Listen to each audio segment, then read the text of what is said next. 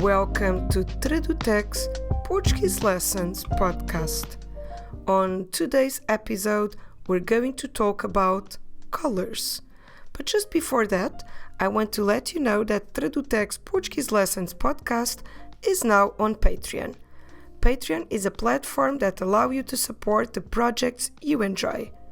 Muito obrigada à Francine Brown, à Gita Barknovitz e ao Philip French for their support. You can also become a patron if you want to support this podcast to carry on, or also if you want to get exclusive content that will help you through your learning process. Get the possibility of asking questions that I can turn into new episodes. Go to www.patreon.com/tradutex and learn more about it. And now, today, as I told you, we're going to talk about colors. Let's first learn how do we say the color or the plural, the colors in Portuguese. So the color, we say a cor. A cor. It's a feminine word, feminino, a cor. Let me spell the word for you. If you still struggle with the Portuguese alphabet, don't forget you can go and study it a bit deeper with episode number 4. So cor is C-O-R. And it's interesting because normally words ending at O-R, they tend to be masculine, but this one is actually feminine. A cor. So how do we make the plural of this one? We cannot just add S if the word ends at R. So what we need to do is really add ES, and we get as cores. So on today's episode, I want to tell you about color adjectives that are actually regular. So what do I mean by regular? I mean that we'll have those typical endings on u, a, us, as. So let's first talk about the color red. The word for red in Portuguese is the word vermelho. Vermelho. It's quite a long one. I'm afraid I will have to spell it for you to help you understand the word. So I'll say it once again. Vermelho, 3 syllables, and the spelling is V-E-R-M-E-L-H-O.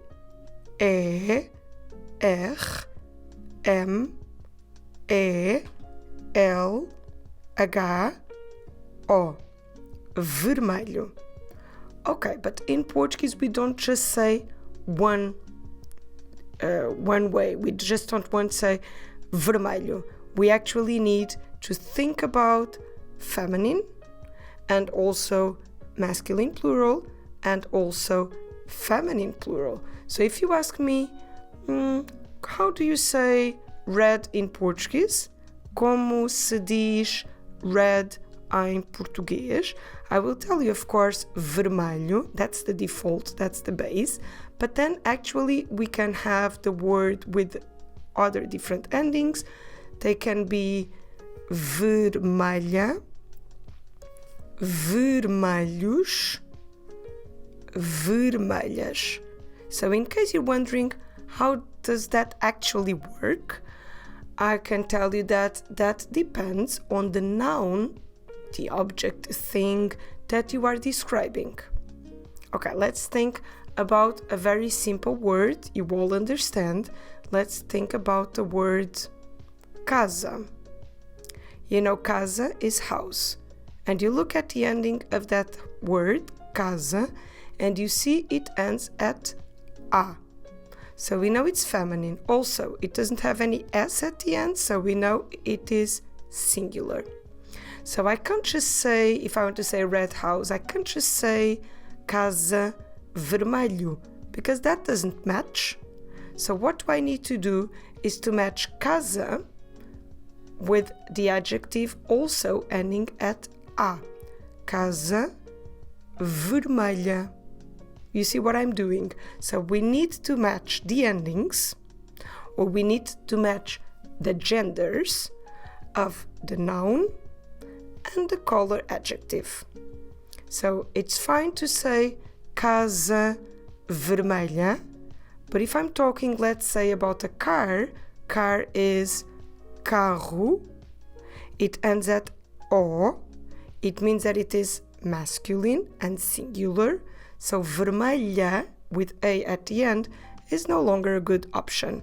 So we change into carro vermelho.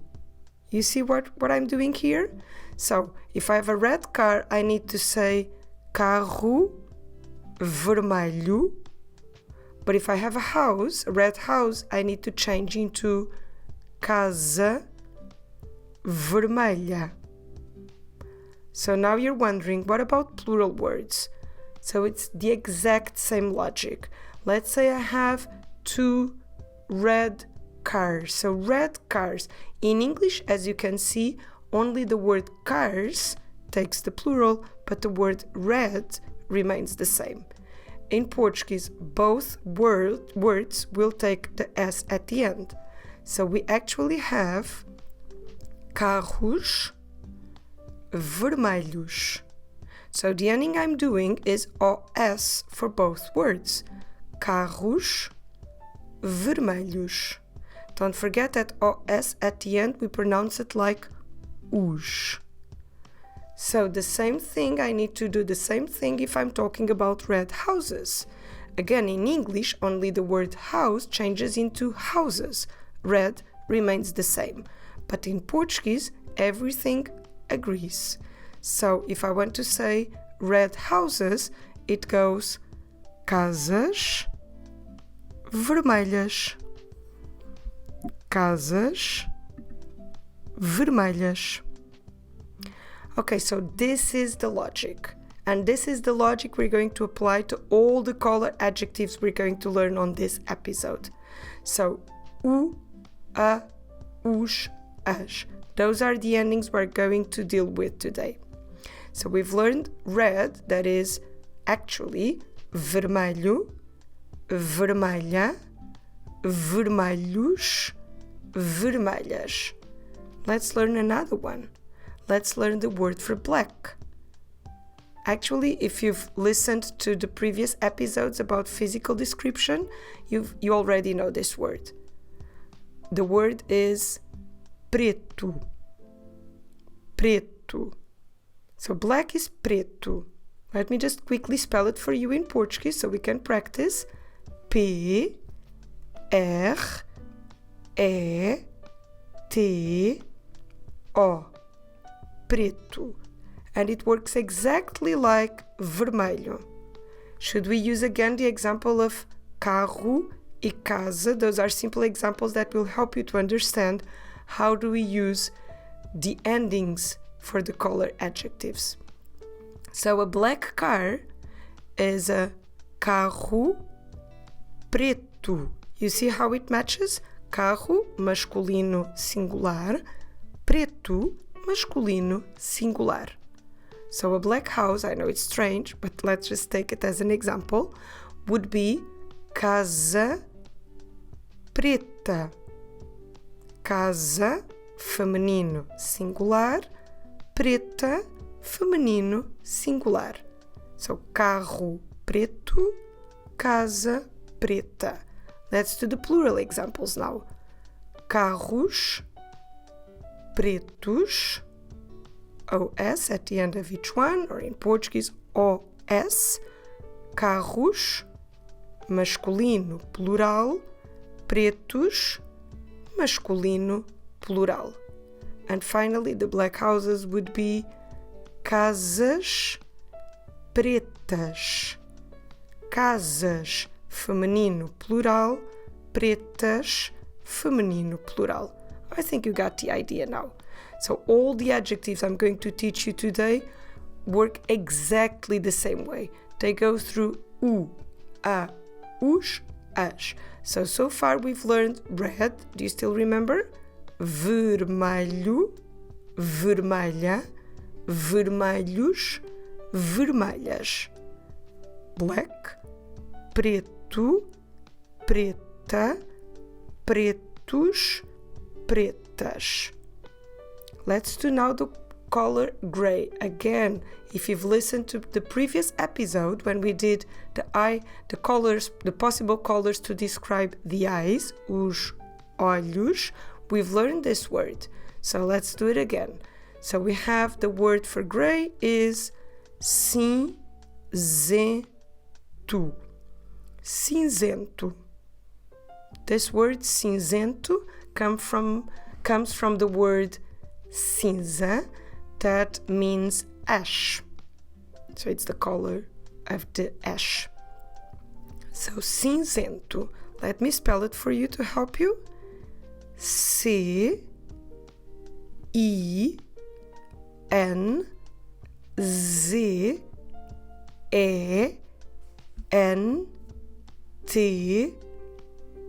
Quite a long word, cinzento.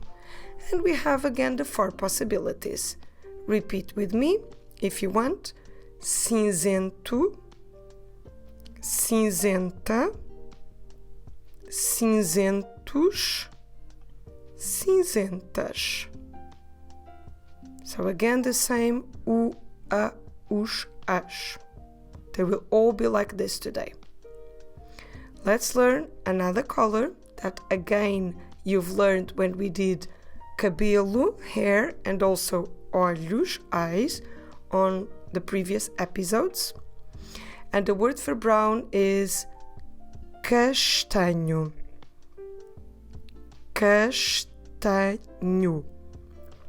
Let me spell it for you. C A S T A N H-O. Castanho. And here we go again throughout the 4 possibilities. Castanho, castanha, castanhos, castanhas. We did this about the hair. For instance, the color for hair is cabelo. That's singular, masculine and singular. So we should say cabelo castanho. But for instance, when we talked about the eyes, os olhos, masculine and plural, we did olhos castanhos. Okay, so don't forget also that the color adjective, as normally adjectives do in Portuguese, they come after the noun. So first the noun, cabelo, then the color castanho. Following one is the word for yellow. Yellow in Portuguese is amarelo. Amarelo. Amarelo.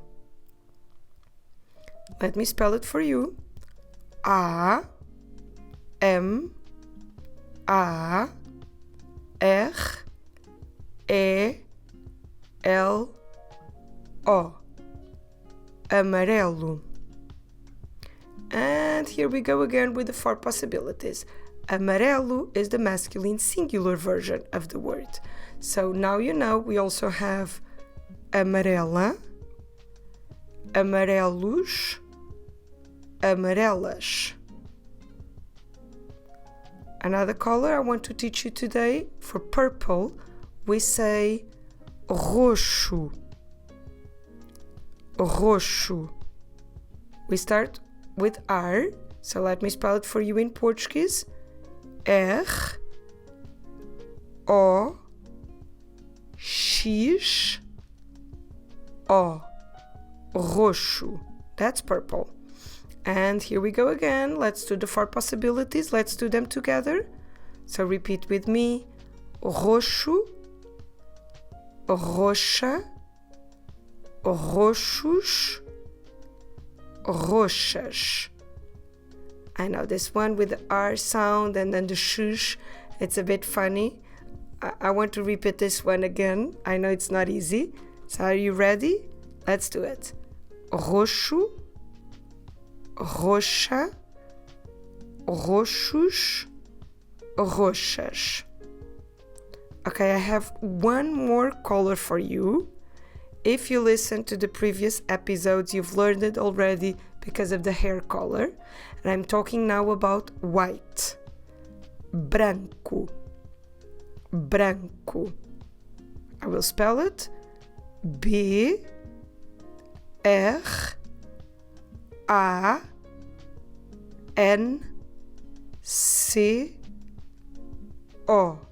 Branco. That means white. And again, we'll have the 4 possibilities. Let's take again the examples of cars and houses to put this in practice. If I have a white car, I need to say carro branco. Okay, we've learned the verb ter as well. So if I want to say I have a white car, let's make it a sentence. Tenho carro branco. Tenho carro branco.